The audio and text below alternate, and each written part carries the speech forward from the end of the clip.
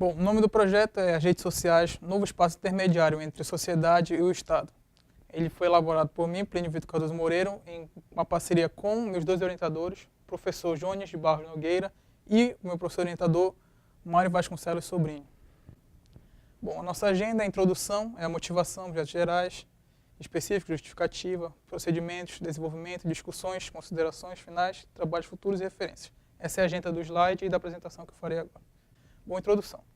Os espaços urbanos estão cada vez mais complexos e requerem a maior atenção da gestão pública em elaborar políticas públicas que possibilitem a melhoria de qualidade de vida das pessoas que habitam esses espaços, especialmente políticas de mobilidade urbana.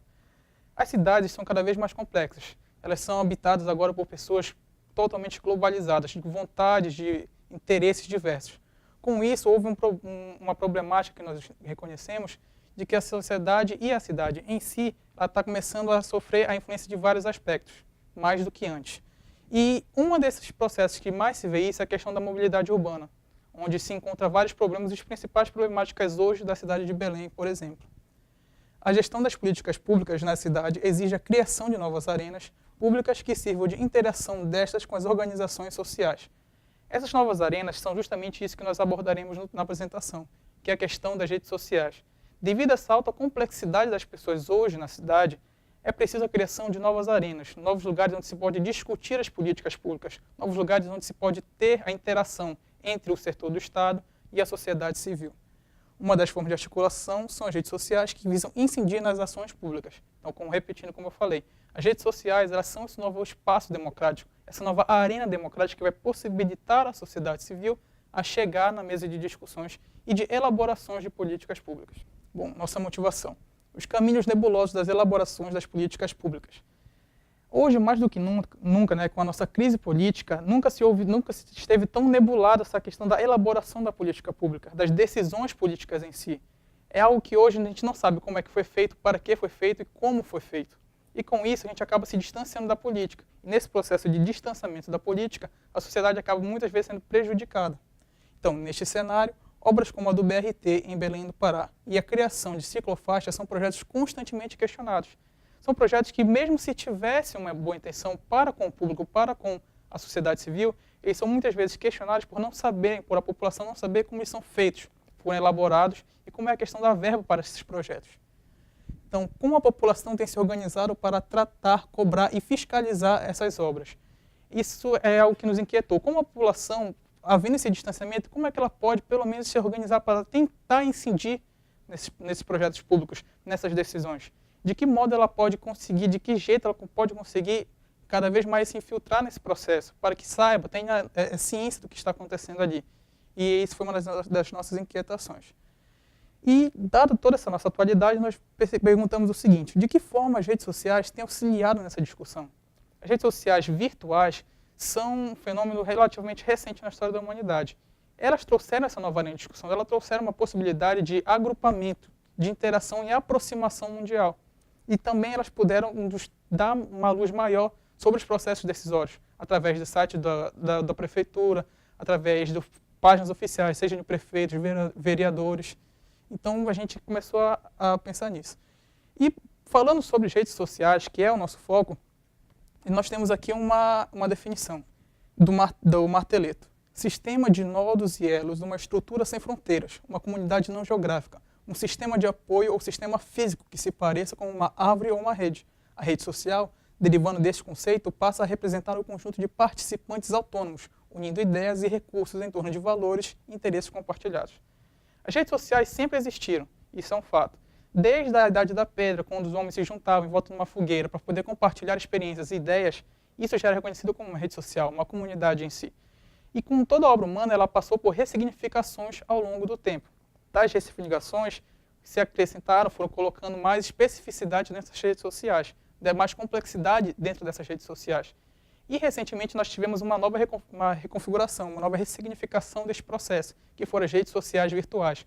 Nós levamos esse agrupamento de comunidade, nós levamos as redes sociais para o âmbito virtual, com o advento da web, da internet, por assim dizer. Então, dentro desse ambiente virtual, nós temos a criação de redes sociais, por exemplo, como o Orkut, o Facebook, o LinkedIn, entendeu? O WhatsApp, o próprio Instagram, são redes sociais que elas nos colocam dentro de uma comunidade global, nos permitem também interagir socialmente mais profundamente, por assim dizer, dentro desse nosso espaço complexo de hoje em dia, pois você está ao mesmo tempo distante de alguma pessoa e você está perto. Então, as redes sociais possibilitou essa nova configuração social.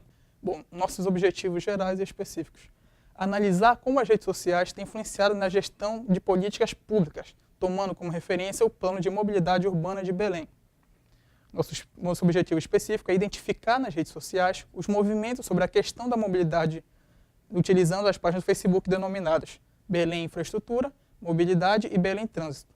Examinar os objetivos das homepages e o questionamento presente na gestão da política pública. Bom, nossa justificativa.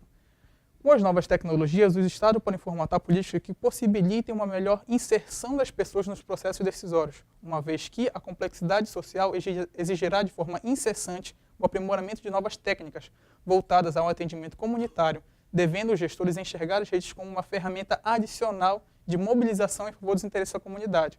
Ou seja, as redes sociais, a partir de agora, elas nos colocarão num novo nível de discussão. Nos abrirão portas para que o quê? Para que toda a comunidade em si, se quiser, a partir de um processo mobilizador, elas podem incidir nas políticas, elas podem buscar decisões das políticas, elas podem influenciar nesses processos de elaboração da política pública. Então, a comunidade de essência tomada na decisão de elaboração e implementação das políticas públicas locais. Ou seja, você tem o poder agora, a sociedade, a partir dessa nova arena democrática, de incidir, de fato estar presente àquela mesa de discussões e deixar sua voz ser ouvida. Bom, os nossos procedimentos metodológicos.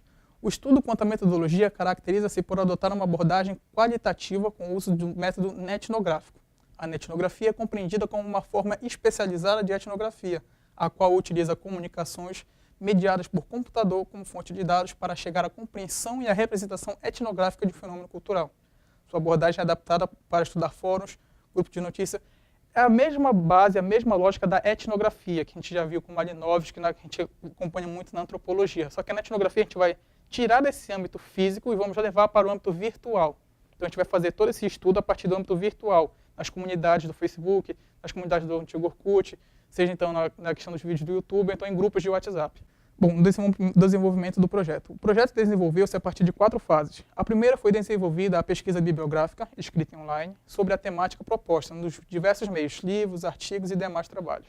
A segunda fase compreendeu o levantamento com o uso da internet, para identificar nas redes sociais os grupos e movimentos que debatem a questão da mobilidade urbana local. Nessa fase, nós fizemos uma grande busca para saber quais eram as páginas mais acessadas, quais eram as melhores páginas para que nós tivéssemos a noção de quais seriam aquelas que realmente estariam em busca de algo, que fariam uma diferença. E nós encontramos essas 2 páginas que nós trabalhamos, que é a Belém Trânsito e Belém Infraestrutura e Mobilidade. Na terceira fase do trabalho, foi feita a análise da influência das redes sociais na elaboração da política de mobilidade urbana local. Então, aqui nós procuramos pensar o seguinte: já houve essa influência da influência das redes sociais na elaboração das políticas públicas? Já houve isso? As redes sociais já influenciaram de fato nessas elaborações? Através delas já foram discutidas as coisas, já foram feitas coisas que foram vistas e buscadas e ouvidas nas redes sociais? Na quarta fase, foi escrever o artigo sobre a pesquisa. Bom, discussões e resultados. Olhares e vozes sobre a mobilidade urbana. As redes sociais, Belém Trânsito e Belém Infraestrutura. Elas têm como objetivos fomentar o debate democrático, identificar os anseios da sociedade, problematizar a realidade e influenciar a agenda do executivo.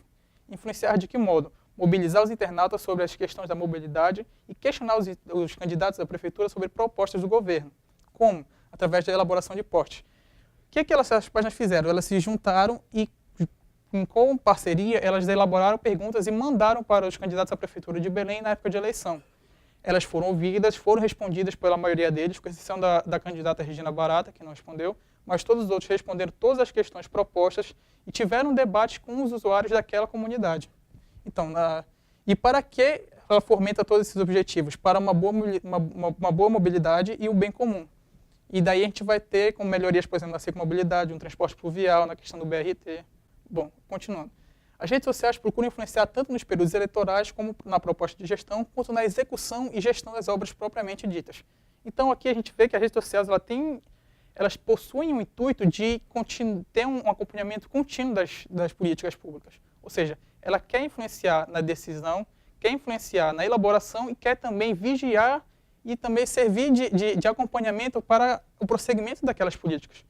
Seja na fase de construção, seja, por exemplo, do BRT, seja da implementação de uma nova ciclofaixa, alguma coisa assim. Mas o que elas querem é estar presente no processo do começo ao fim e dar a possibilidade da sociedade estar também vigiando, estando presente e acompanhando tudo aquilo, do começo ao fim.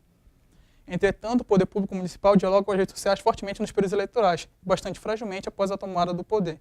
Aqui a gente vê ainda um resquício da política e do jogo político brasileiro que é totalmente enraizado num processo antigo. De que forma? A gente vê que os políticos e os candidatos eles interagem fortemente com as redes sociais apenas no período eleitoral e fica ali. Quando lhe convém usar as redes sociais, eles usam. Quando não lhe convém, eles não usam.